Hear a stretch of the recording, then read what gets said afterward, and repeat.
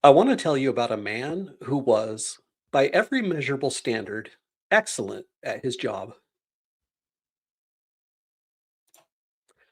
He was a logistics manager in the 1890s. He worked for a mid sized freight company in the American Midwest. He had been with the company for 18 years, and in that time, he had become the foremost expert in the organization on a single, irreplaceable resource: the horse. He knew which breeds handled the cold the best. He knew the optimal oat to hay ratio for a working draft horse, covering 20 miles a day. He had negotiated contracts with the three best farriers in the county. He tracked rest cycles, injury patterns, hoof conditions. He was, in the language of today, deeply data driven. He measured everything. And every year, he found ways to make the operation a little faster, a little cheaper. He reduced feed cost by 7% in 1891. He improved average delivery speed by 11% between 1893 and 1895 through better route optimization. He was a hero inside that organization. He was also entirely unknowingly managing a dying paradigm. Because somewhere in a workshop in Detroit, Henry Ford was not trying to breed a faster horse. He wasn't trying to optimize oat procurement. He was asking an entirely different question. And that question made our logistics manager not just less competitive, but completely irrelevant. Not his job, his entire frame, his entire world. Here is what I want to ask you today. In your organization right now, with your AI tools and your automation stack and your workflow diagrams, are you optimizing the horse or are you building the engine? Because there is a difference, a profound, company defining, career altering difference. And most of us, if we're being honest, are doing the former while telling ourselves it's the latter. Welcome. Today we're going deep. This is not a tactical episode about which automation tools to use or how to write a better prompt. This is a philosophical episode, and I'd argue it's the most important conversation you can have before you touch a single workflow. Because the question is not how to automate, the question is what exactly are we automating toward? Let's find out.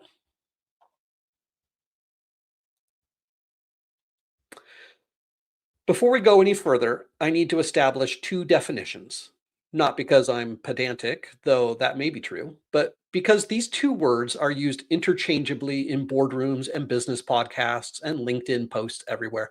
And that conflation is quietly doing enormous damage. The two words are efficiency and automation. Here is how I want you to think about efficiency. Efficiency is doing the same thing with less friction. It is an internal metric. It asks, how do we get from point A to point B faster with less waste at lower cost? Efficiency is deeply valuable. I am not here to villainize efficiency, but efficiency by definition takes the destination as given. It doesn't ask whether point B is still the right destination. It just asks, can we get there cheaper? Innovation is something different in kind, not just in degree. Innovation asks, what if point B is no longer relevant? What if the entire map is wrong? Innovation makes the previous thing obsolete. It's not an internal metric, it's an external impact. A company that innovates doesn't just outrun its competitors, it changes what the race looks like. Think about streaming versus Blockbuster. Netflix didn't build a faster, cheaper video rental store. It made the store unnecessary. That's not efficiency, that's obliteration. And the difference between those two strategies, optimize the store versus eliminate the concept of the store, is the difference between efficiency and innovation. Now, here's why this matters right now, today in 2026, as AI tools become genuinely powerful and genuinely accessible. Most companies are using these tools to optimize. They are automating the email, they are streamlining the spreadsheet, they are shaving time off processes that perhaps should not exist in the first place. And I understand why. I really do. Optimization is measurable. It's safe. There's a line item on the P&L that says cost reduction, $240,000. It is very easy to show your CFO a dollar sign. It is very hard to show your CFO a concept. But here's the trap. If your entire AI and automation strategy begins and ends with the question, how can we do this cheaper? You are not innovating. You are managing a slow decline while telling yourself a story about progress. You are our friend in the 1890s, negotiating a better deal on oats while the internal combustion engine is being born 3 states away. So here is the thesis for today. Write it down if you want. Efficiency is the floor, not the ceiling. Automation should free you to innovate, not substitute for it. And if the most ambitious thing your automation strategy produces is a leaner org chart, you've wasted a revolution. We're going to unpack that in 5 parts. First, we'll look at why companies default so compulsively to the cost-cutting approach, what I'm calling the cost-cutting cul-de-sac. Then we'll examine the psychology of the people doing the automation and how fear shapes the decisions we think are strategic. From there, we'll get genuinely visionary. What does a workplace look like when you stop optimizing the horse entirely? And finally, I'm going to give you a practical framework. 3 questions that every leader and every automator should ask before touching a single process. Let's start with the cul-de-sac. The CFO's paradox. There is a scene that plays out in some version of itself in companies all over the world, almost every quarter. A leadership team sits down. The topic is AI and automation. Someone pulls up a slide. The slide has a number of roles highlighted in yellow, roles where tasks can be partially or fully automated. And the conversation that follows is almost always the same conversation. If we automate these functions, we can reduce headcount by 12%. That's roughly $1.4 million annually in salary and benefits. And heads nod because $1.4 million is tangible. It fits in a cell in a spreadsheet. It moves a margin. It moves a quarterly report. It makes a quarterly report look better. It is, in the language of that room, a win. Here is what doesn't fit in that spreadsheet. The idea that died because the team was too lean to think. The customer relationship that eroded because there was no one left who remembered why the client had come to you in the first place. The institutional knowledge that walked out the door carrying a severance package. I call this the CFO's paradox. The things that are easiest to measure are often the things that matter least. And the things that matter most are often the hardest to measure. A salary saved is visible and immediate. An opportunity lost is invisible and slow. You don't feel it in quarter 1. You feel it in year 3 when your margins are thin, your product is undifferentiated, and you can't figure out why. This is not a criticism of CFOs, by the way. It's a structural problem. The incentive systems in most organizations reward short-term, measurable wins. Efficiency produces those. Innovation does not at first. Innovation requires an investment of time, talent, and tolerance for ambiguity that most quarterly reporting cycles simply cannot hold. So the default, the gravitational pull of every organization is toward efficiency, toward the faster horse.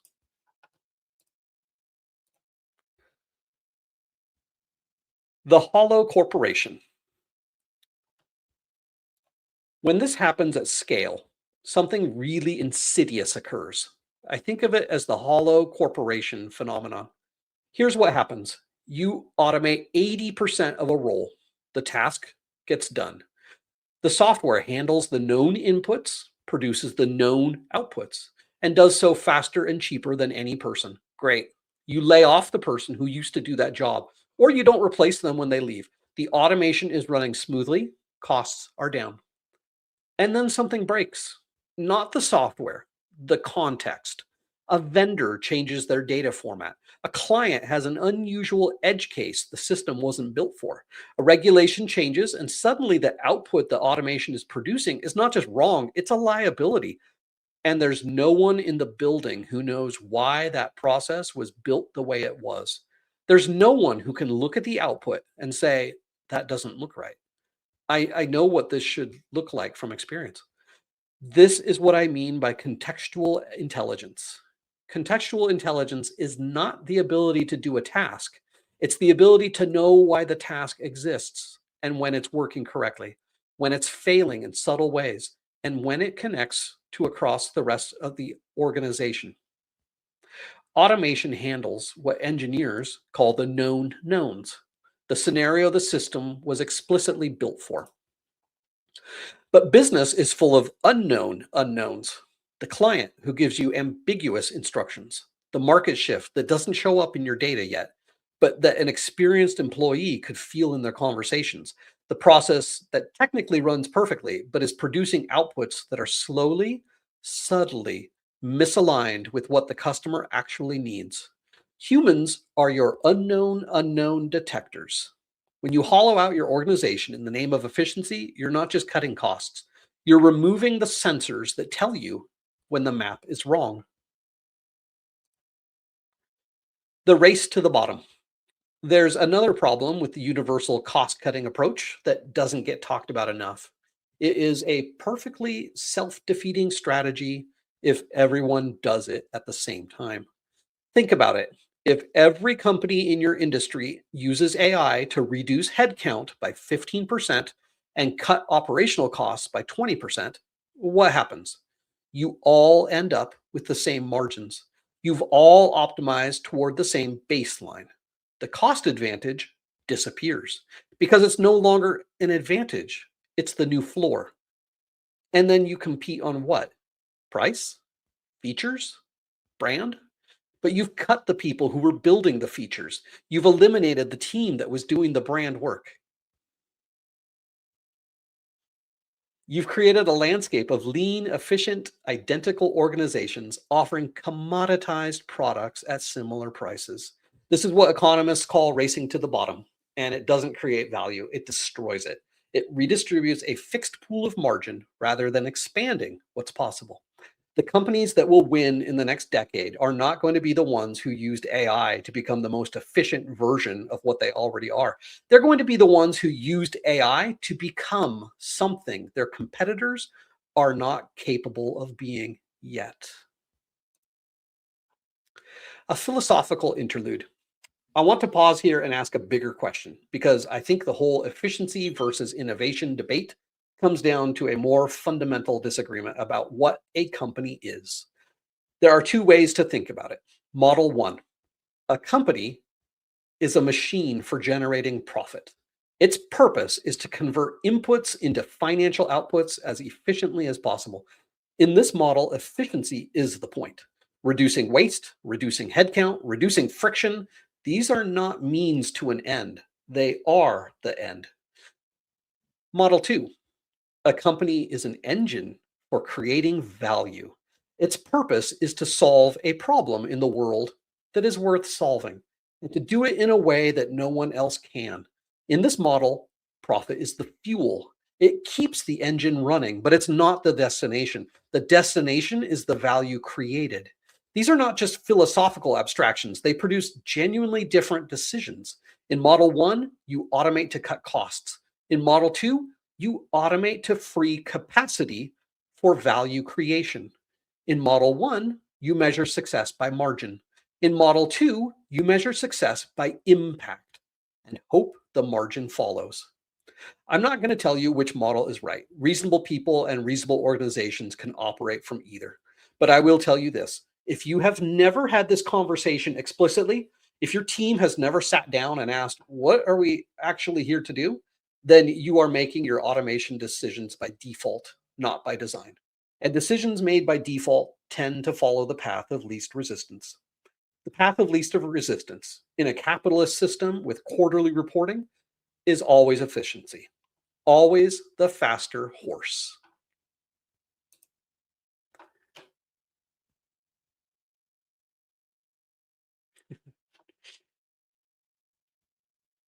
Fear-based automation.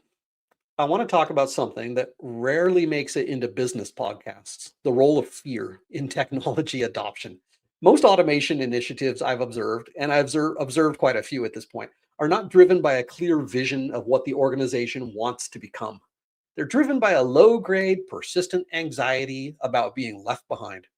Our competitors are using AI. The board wants to see us doing something with this. I saw a demo at a conference and it scared me a little. What if we don't adapt? This is not strategy.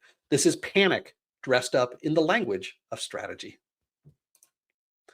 And fear based automation has a very predictable output.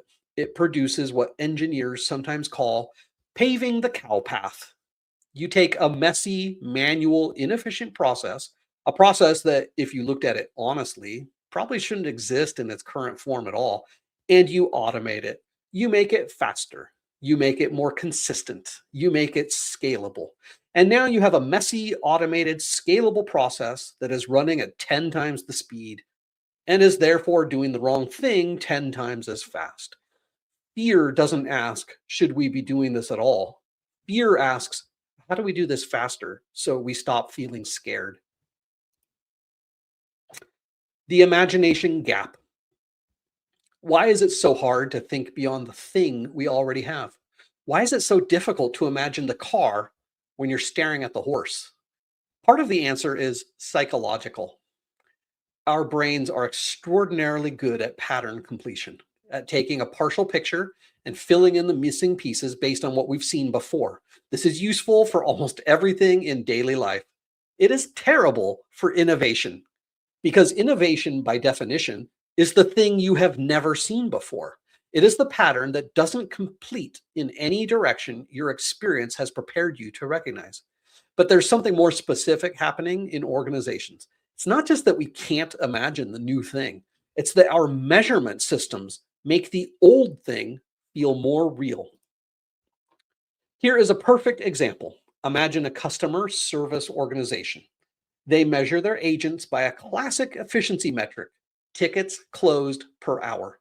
The agent who closes 40 tickets per hour is the high performer. The agent who closes 20 is the laggard.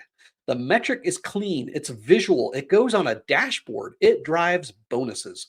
Now, what does that metric not measure? It does not measure whether the customer's underlying problem was actually resolved. It does not measure whether the customer needed to contact customer support at all. Whether the problem they called about was a symptom of a design flaw that, if fixed, would eliminate thousands of tickets. It does not measure the customer's experience, their likelihood to return, their likelihood to recommend. In other words, the metric measures the efficiency of the factory. It doesn't measure the health of the product. An innovative framing of that same function would be, how do we reduce the number of tickets by solving the root cause? That's a completely different question. It might lead you to redesign the product. It might lead you to create proactive outreach systems. It might lead you eventually to a world where the customer service department's greatest achievement is that customers rarely need to use it. But that world is invisible. But that world is invisible if your only measurement is tickets closed per hour. Your KPIs are a lens. And right now, most organizations are using a very old, very narrow lens on a world that has fundamentally changed. The architect of possibility.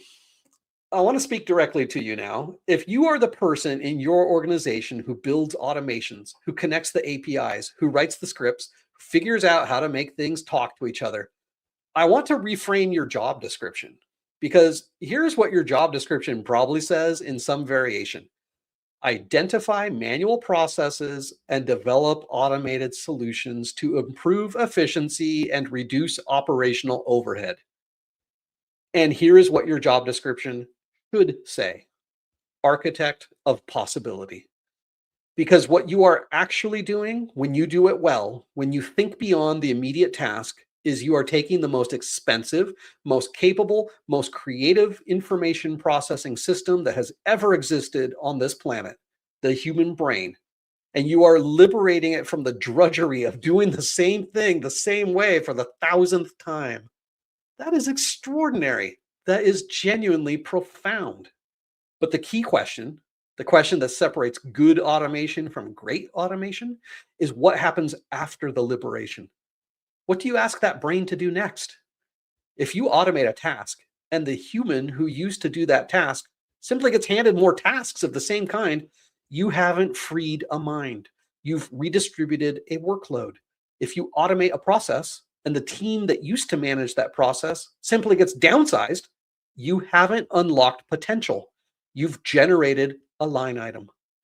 True automation in service of innovation, asks, now that we've freed this person from the routine, what interesting, creative, high judgment, relationship intensive, inherently human work can they do instead? That's the question. And most organizations never ask it. Leapfrog automation. I want to introduce a concept I call leapfrog automation. Standard automation moves in a line. You have step A, then step B, then step C. Standard automation looks at step B and asks, can we make this faster? Can we reduce the error rate? Can we remove the human from this loop? Leapfrog automation asks a different question entirely. What if we went directly to step Z? What if instead of optimizing the step, we questioned whether the step needs to exist? What if instead of making the process faster, we redesigned the system so the process was unnecessary? This requires a specific mental posture.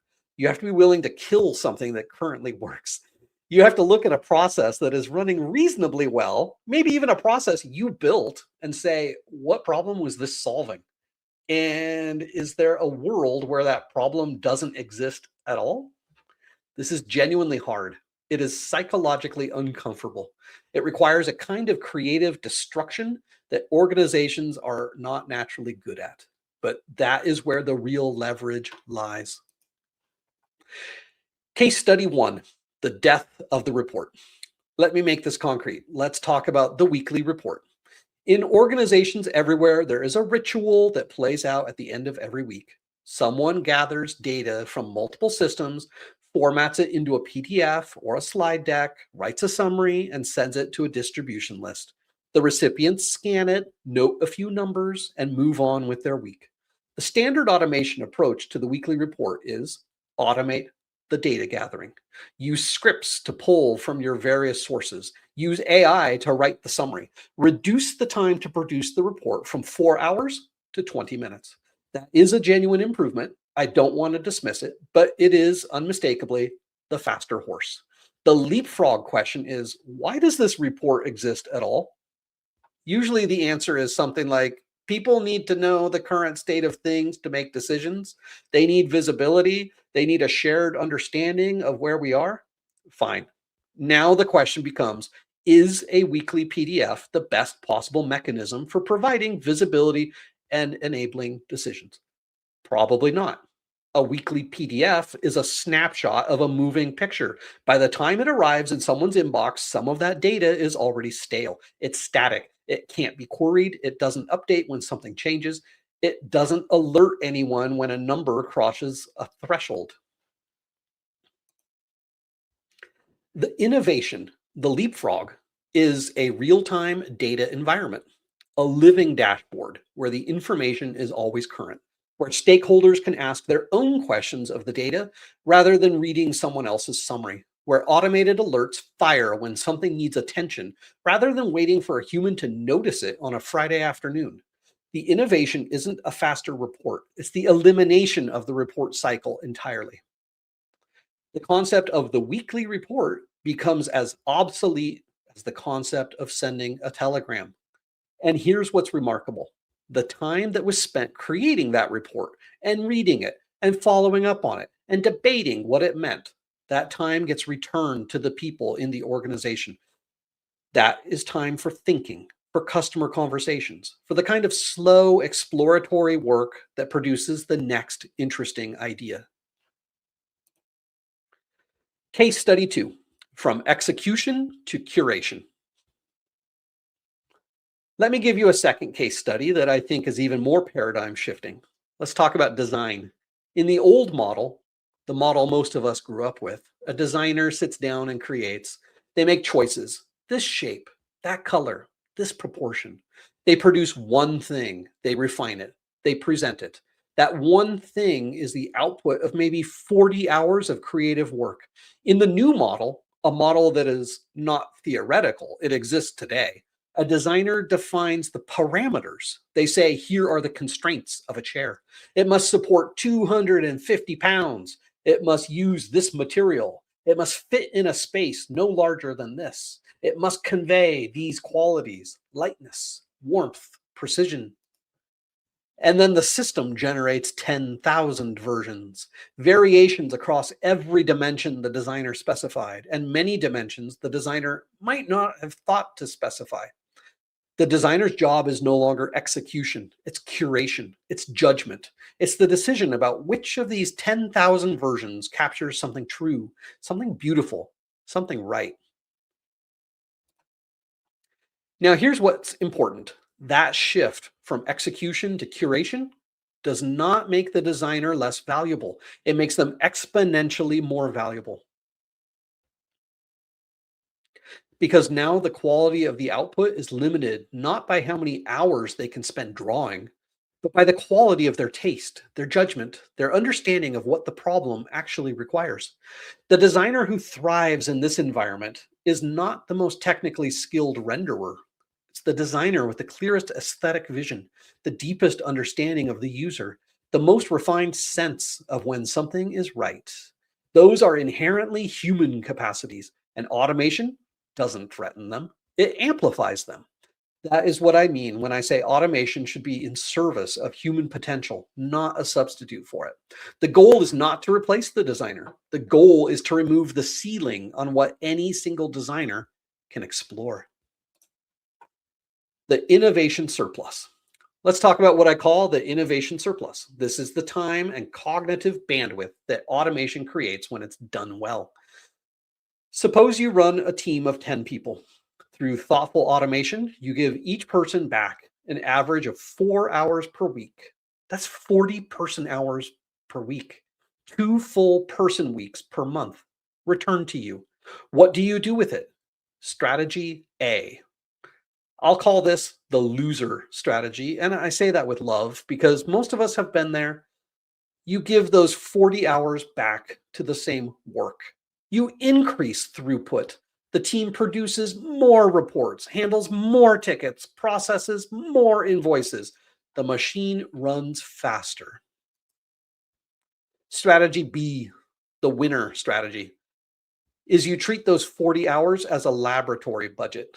You give people the autonomy and the explicit permission to use that time for talking to customers, experimenting with new approaches, learning something new and weird that might matter in 2 years, thinking slowly about a problem that everyone has been too busy to think about. Strategy A produces incremental improvement. Strategy B produces breakthroughs.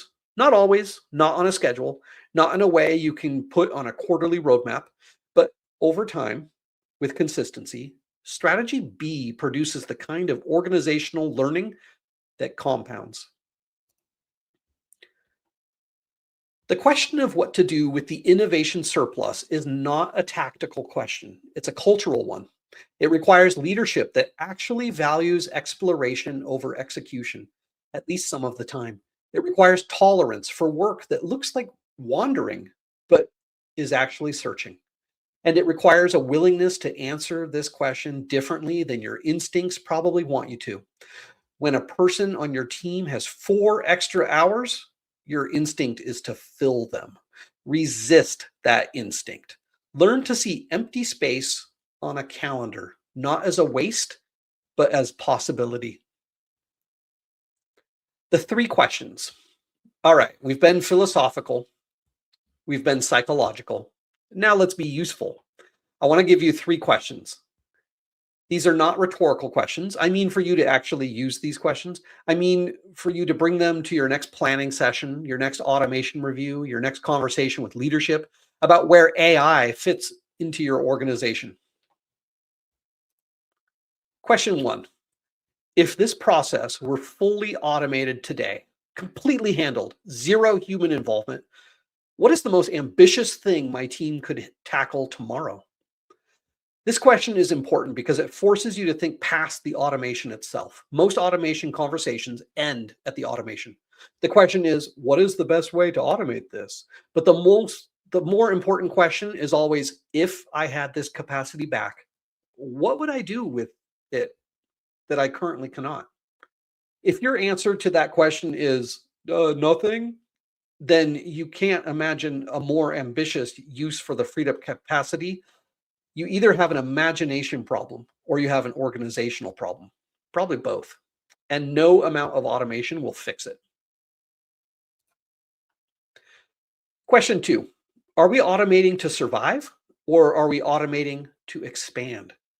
Survival automation is defensive. It's driven by cost pressure, competitive anxiety, or the need to maintain margins. It's the company that automates because it can't afford not to. Expansion automation is offensive. It's driven by a clear picture of something you want to build or offer or become that you currently cannot. It's the company that automates because it has somewhere specific it wants to go, and automation is the vehicle. Neither is wrong. Survival matters. But if all of your automation decisions are defensive, if you're always reacting, never projecting, you are structurally always behind. You are chasing the companies that are projecting. And that is a gap that tends to widen, not close. Question three: does our current automation make our product cheaper or does it make it irreplaceable? This is the sharpest question of the three because cheaper is easy to commoditize. Your competitor can match cheaper. Your competitor can match cheaper and undercut you on price. Cheaper is a race you win until you lose. And when you lose, there's nowhere to go. Irreplaceable is different. Irreplaceable means the product, the experience, the capability you're building cannot easily be replicated. It's specific to your people, your culture, your accumulated knowledge, the trust you've built. It's the kind of thing that gets harder to copy as time goes on, not easier. Automation in service of irreplaceable tasks. What unique capability could we develop if we were freed from the burden of doing things the old way? What can we offer that our competitors cannot? Precisely because we use this technology to go somewhere they're not looking. The day zero mindset. I want to close with an exercise. I call it day zero. Here's the scenario. Pretend it's day zero.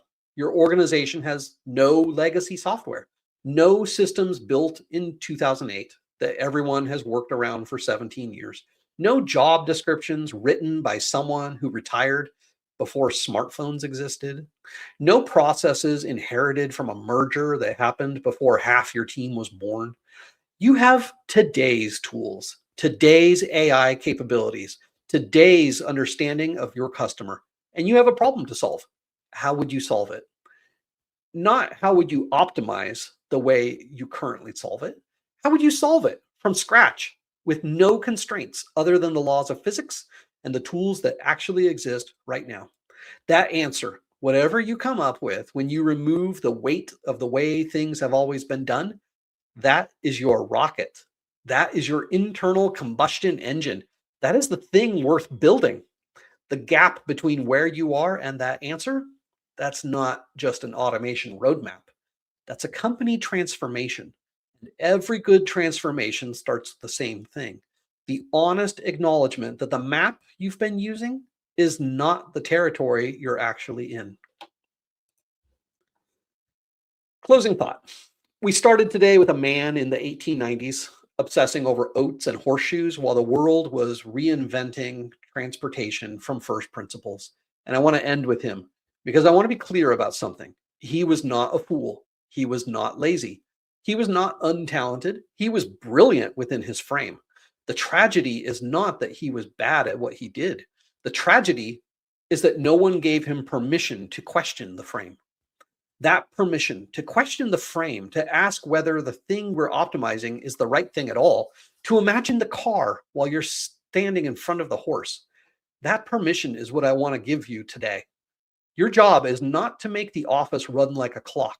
A clock is a closed system. It's optimal, it's efficient, and it can only ever do one thing. Instead, your job is to make the office function like a laboratory. A laboratory is an open system. It experiments, it fails, it learns, it produces things that didn't exist before. The gains of efficiency are real and they matter, but do not let them be swallowed by the void of busy work. Do not use the time that automation returns to you to simply do more of the thing that automation was supposed to replace. Use the time to think. Use it to experiment. Use it to talk to a customer for an hour with no agenda. Use it to build something you've never built before. Stop polishing the saddle and start building the engine. I want to wrap up by giving some concrete examples that illustrate the distinction between efficiency thinking and innovation thinking across common workplace processes. You may use these as discussion prompts with your team or as a reflection tool. Email, the faster horse of efficiency, would be AI drafts replies faster, sorts and prioritizes inboxes, and auto-categorizes messages to reduce time in the inbox. The rocket of innovation for email, analyze why emails are being sent in the first place and stop them. If people are sending emails to get answers, provide them with FAQs or a knowledge base. If customers are emailing pieces of data or to get updates, give them a system like a customer account where they can provide data points and get real-time updates themselves without the email. Build the rocket. The data entry example. The faster horse would be OCR, optical character recognition, and AI tools that scan invoices, extract fields, and populate systems automatically, reducing manual keying time. The rocket of innovation for data entry, direct ledger integration, blockchain-based transaction verification, and API-connected vendor systems that eliminate the concept of a separate data entry step entirely. Meetings. The faster horse of efficiency would be automated transcripts, AI-generated summaries, and action item extraction to reduce post-meeting overhead and ensure nothing is missed. The rocket of innovation for meetings, asynchronous decision platforms where proposals are surfaced, reviewed, and resolved without requiring everyone in the same room at the same time, making the synchronous meeting the exception, not the default. Reporting. The faster horse of efficiency of reporting would be automated report generation, pulls data from multiple sources, applies standard formatting, and distributes to stakeholders on a schedule. The rocket of innovation, real-time data environments where the concept of the weekly report dissolves into a living, always current operational picture that anyone can query on demand. And the last example, customer support. The faster horse of efficiency in customer support is AI handles tier 1 tickets, routes complex issues to the right agent, and provides agents with relevant context, increasing tickets closed per hour. The rocket of innovation, root cause analysis that identifies the product or experience failures generating support volume, reducing total tickets rather than processing them faster.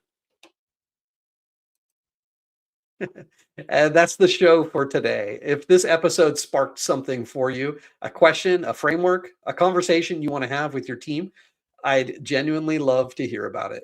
Find us wherever you listen and leave a comment or reach out directly at justin@automateofficework.com or find me on LinkedIn, Justin Turman, Turman. Until next time, happy automating.